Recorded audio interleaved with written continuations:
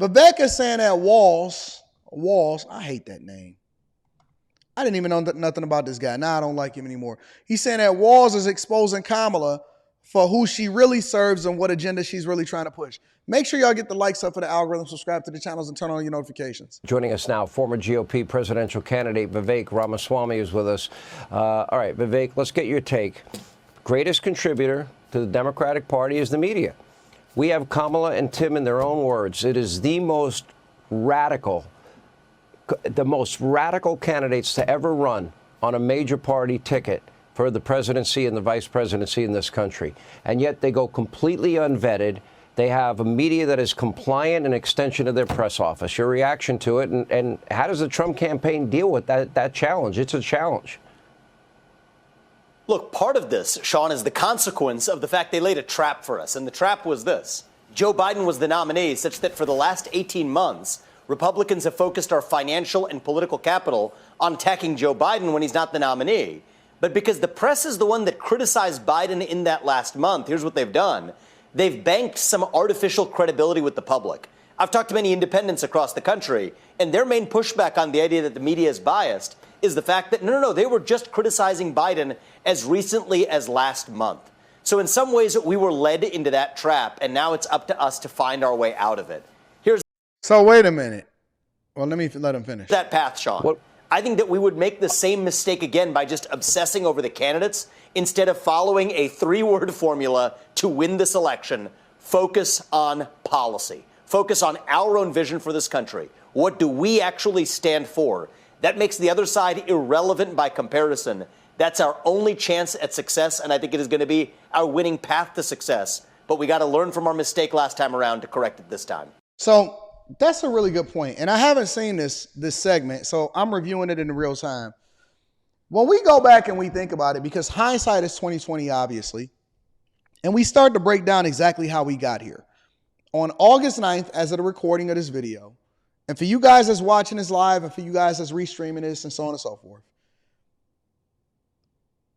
are we not giving them enough credit? Are we not giving Kamala Harris, Biden, the administrative, Democrats, and the people that are working behind the scenes enough credit? Because I can't believe, I can't succumb to the idea or the fact that these people are complete idiots, right? I don't believe that whoever is working, because we look at them as the faces. They just the puppets, right? They're the puppets. Biden was a puppet. Obama was a puppet. Kamala Harris is a puppet. Tim Walz is Tim Walz. He is his own mental head case. We're not even going to include him in this conversation, right? But when we think about this and we look at it in hindsight, were they wise as hell because their only path into the White House was to play it the way that they played it? I mean, think about it. Based off of what Vivek is saying, he's saying that they laid a trap for Republicans or people that were more conservative by basically parading Biden in front of our faces, knowing that we've been criticizing Biden for the last 3.5 years. Everybody and their mama, we seen the videos, we see the Secret Service got to basically hold hands in order to make sure that he go down the right path. We seen him on his orthopedic shoes. We seen him flumber, bumber, dumber, and dumber than ever before. And so we've known over the last 3.5 years that Donald Trump was absolutely positively was going to wash him and he was going to look foolish during the debate. And we also wasn't paying attention to the idea, although we knew that the whole play was to get Kamala Harris in office. I said it, I predicted it, I have been having conversations about it, I did 1,000 live streams about it, and I said that, well, this was the play to obviously get Kamala Harris in there because there's no way that Joe Biden is ever going to finish. I thought that either she was going to run for president or she was going to be handpicked for president, or, you know, the play was to hopefully get him through to another term to ultimately let her become president by default when he steps down because he's too old and he would be too incompetent, right? But the real play was not to establish credibility with the media, because we were all surprised and we said, wait a minute. Not Van Lathan, not CNN. CNN actually did a reasonable job. The debate was actually held great. And we all celebrated and we said, oh yeah, you know, he finally exposed him, Biden is trash, blah, blah, blah, blah, blah, blah, blah, blah, blah, right? And we said, CNN, wait a minute. We know that CNN is more of a liberal organization, but we didn't know that they were going to be fair and criticize Biden and say that he absolutely got washed. But was that the real surface play so that they ultimately can get somebody that wasn't even qualified to stand before you in order for her to be the front runner? Knowing that she was not qualified, knowing that she could never win a primary, and knowing that she got destroyed in 2019 and she got hardly no votes. And so now her pathway to the White House and their play, knowing that majority of the time the incumbent is always going to run for a second term. Let me say that again. The majority of the time the incumbent was always going to run for a second term. That's just standard. That's just the way that it goes. And so in order to make sure that she didn't have to actually face any of her opponents in the primary, parade them out, let them get washed by Donald Trump, set the trap, put her in. She don't actually have to go up against any other candidates. Now we got Kamala Harris, diversity, equity, and inclusion, win the white vote, win the woman vote, and win the black vote.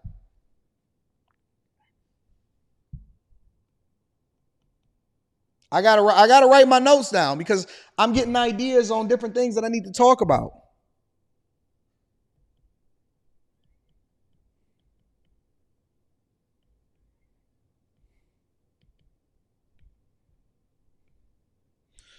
Was that the play all along? In hindsight, were they smart and we were actually the ones that was operate on the surface because we were so excited about the fact that we confirmed what we already thought we knew, but we wasn't looking at the real play long term? See, I think if this election comes about their radical extremism on immigration, on law and order, or the lack thereof, and defund, dismantle, no bail, if it becomes about no fracking and no drilling and energy, if it becomes about their economy and their economic policies and their new Green Deal desire and a 70 to 80% tax rate and taxes on unrealized capital gains, small business and corporations which don't pay taxes, and about America's role in the world, it's a slam dunk. They can't win. But bypassing this almost impenetrable wall of the media is hard.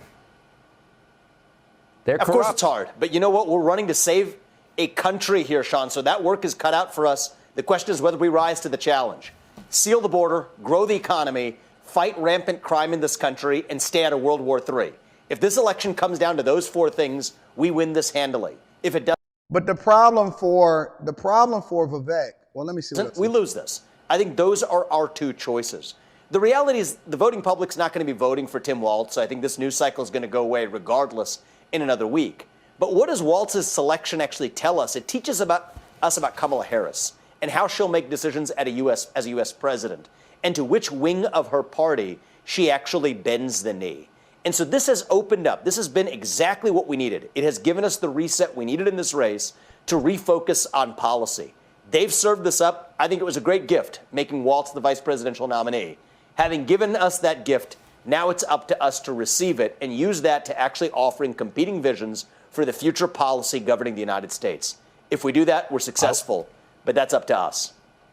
I have 5 issues. You have 4. I would dial in on how they plan to save the country, make America great again, to steal a phrase, and also pointing out their radicalism in their own words. And somehow there's got to be an effort to bypass what is the extension of their press offices with the media. I think that the election doesn't come back down to policy. I think that the election comes back down to ignorance. That's the one thing that I disagree with, or maybe he didn't communicate it as clearly as I would expected him to. I think that the election comes back down to ignorance. He's saying that, well, if we hit on immigration and policy and whether or not the economy is better and all of these different stuff, the people that are actually educated and informed are the ones that's going to the polls, then we win. If that's what we focus on this reset, now that we have Donald Trump versus Biden, and then it became Donald Trump versus Kamala Harris, right? Not Donald Trump versus Kamala Harris. He's saying that if we hit on policy and we focus on policy, then that's the way that we win. And I don't think that that's the way that we win. I think that the way that you win is through education, right? Education and helping people to become informed and open up their eyes. Shame on you Similar to what I did on that Monday night. Shame on you for only voting on her based off of why her only being a woman and a black woman like that. Well, please explain it to me. Okay, I broke it down. You embarrassed her. You shamed her. You helped her to understand that because she was uneducated and not informed, but she was still voting on her based off of identity politics, is forcing her to rethink her thoughts. And maybe she goes back into a shell and says, you know what? I don't care. I'm going to vote anyway because I'm rebellious and I'm the face of what rebellion is supposed to be like. Or maybe it resets her mindset and then she goes back into her slump. And when she wakes up in the morning, she says, you know what? What is her policy?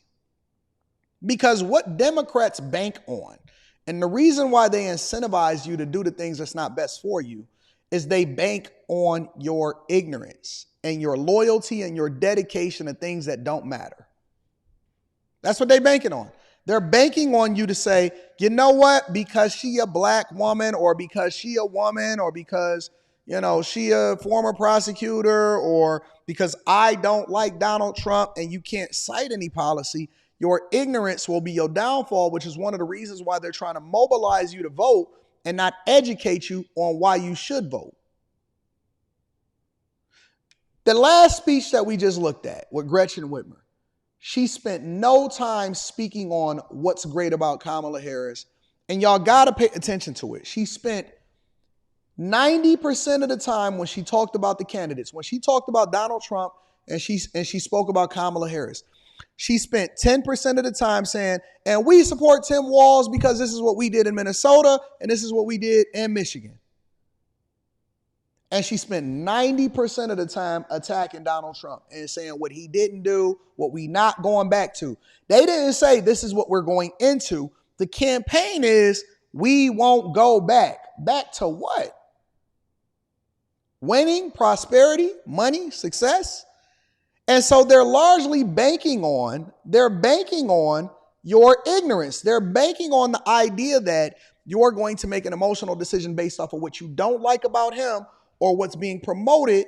Oh my God, he a felon. Never mind the fact that this is basically election interference by the idea that y'all basically giving him a bunch of stuff in order to try to paint him in a negative way to the general public because you tried to remove him off of the ballot and incentivize us not to pick him in the primaries, but he overcame that. And so now we here.